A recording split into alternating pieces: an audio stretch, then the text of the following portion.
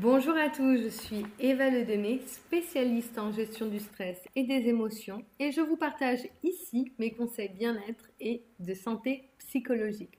Alors, aujourd'hui à nouveau, j'avais envie de vous faire un podcast où je prends des sujets au hasard afin de vous partager des astuces et conseils avec vous. Donc, le premier sujet sur lequel je suis tombée, c'est la prison du couple. C'est vrai que des fois, au bout d'un certain temps, dans le couple, on peut avoir l'impression d'étouffer. On peut avoir l'impression d'être incompris. Et déjà, quand on est là-dedans, c'est cette perspective qui fait qu'on va le cultiver. En soi, le couple ne peut pas être une prison. Pourquoi? Parce que le couple, c'est deux personnes qui s'aiment. Deux personnes qui s'aiment, c'est deux personnes qui souhaitent le bonheur de l'un et de l'autre. Donc la définition du couple ne peut pas aller sur le fait que le couple est une prison. Par contre, le couple, c'est réellement du travail. Le couple, ça vous demande un investissement énorme. Donc, si vous sentez que le couple, c'est une prison, peut-être que à ce moment donné-là, soit vous n'avez pas mis assez de choses en place pour que votre couple soit équilibré et sain, ou soit peut-être à l'heure actuelle, vous n'êtes pas prêt à vous investir et à faire les sacrifices qui sont nécessaires pour maintenir un couple en bonne santé. D'ailleurs, si je prends le texte que j'ai pris au hasard, eh bien, il nous pose des questions. C'est vrai que je trouve ça intéressant de vous les partager. Par exemple, si vous avez l'impression que depuis que vous êtes en ménage, vous n'êtes plus libre de vos mouvements, que vous avez dû renoncer à des activités, des plaisirs. Alors déjà, si vous ressentez ça, il faut remettre en place une communication pour vraiment donner de l'importance, montrer l'importance à votre partenaire que ces activités sont importantes pour vous. D'ailleurs, il le dit dans l'article, une mise au point s'impose peut-être. Et c'est vrai que la mise au point, la première chose que vous pouvez faire, c'est de définir votre couple. C'est-à-dire, là, dans l'article, qu'attendez-vous de la vie de couple?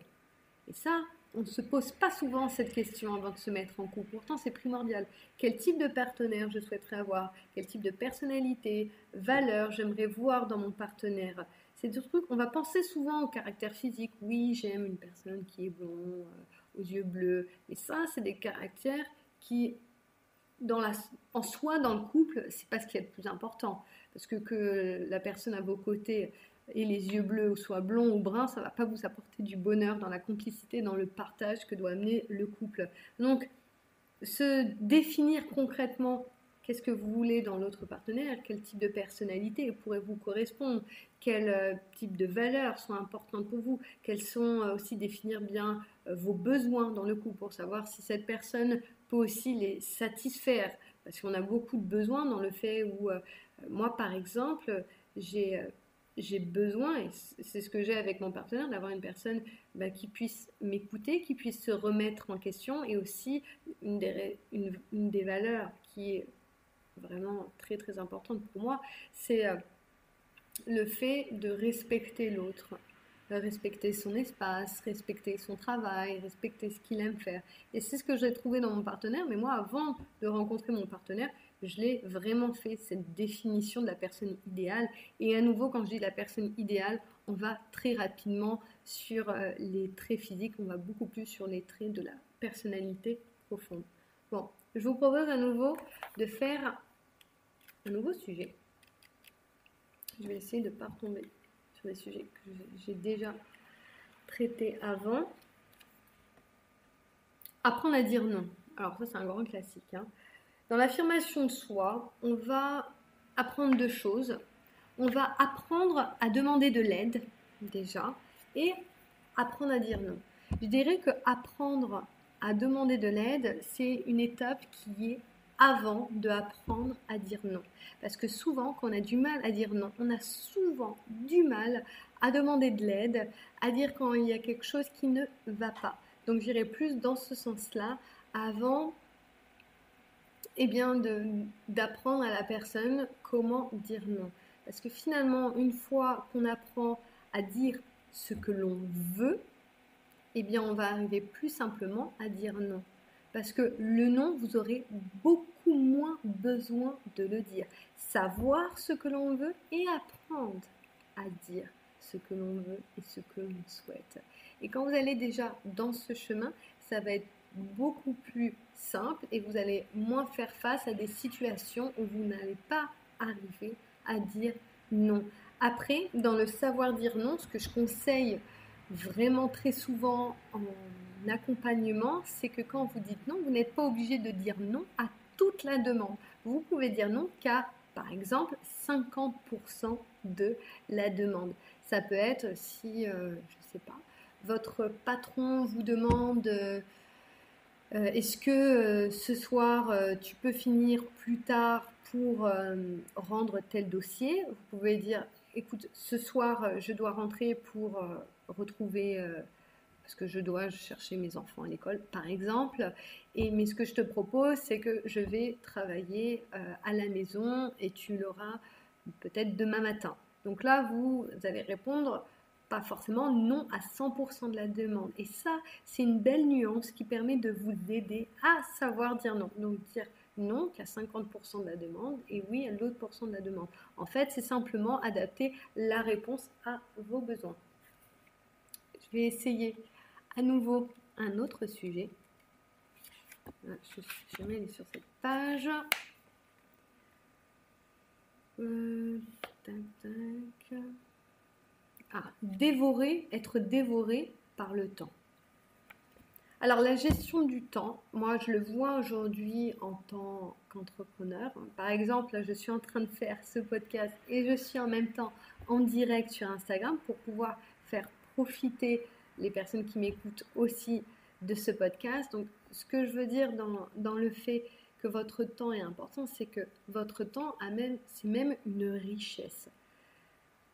Dans 5 ans, vous ne pourrez jamais rattraper tout ce temps. L'argent, on peut en gagner de l'argent. On peut prendre 3 boulots, on peut prendre 2 boulots. Oui, ça va être dur, oui, ça va être fatigant, mais l'argent, ça se gagne.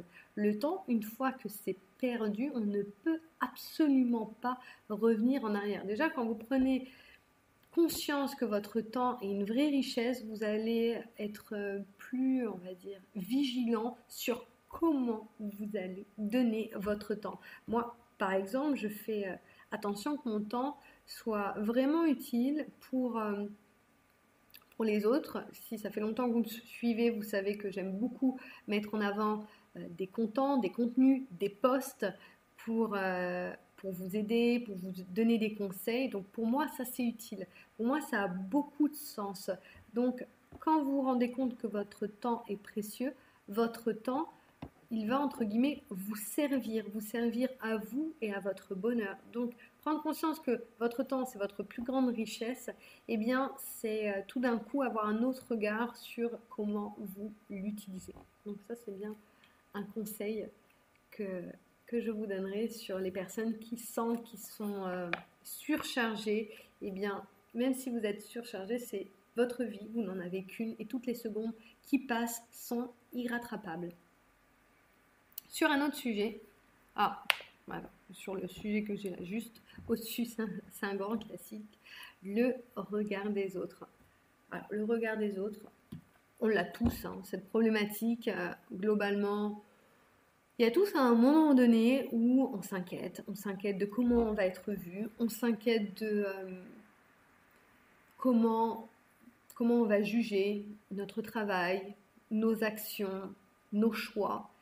Et à partir de ce moment-là, on donne ne serait-ce qu'un peu de pouvoir, d'importance au regard des autres, votre action n'est plus la vôtre. Votre action va appartenir au résultat que vous pourrez donner aux autres. Et quand vous faites ça, vous n'allez plus agir pour vous. Vous n'allez plus agir pour vos objectifs profonds. Et quand vous faites ça, vous perdez aussi votre temps. Vous perdez votre temps pour aller sur vos objectifs. Et surtout, vous perdez du temps pour vous sentir bien avec vous-même.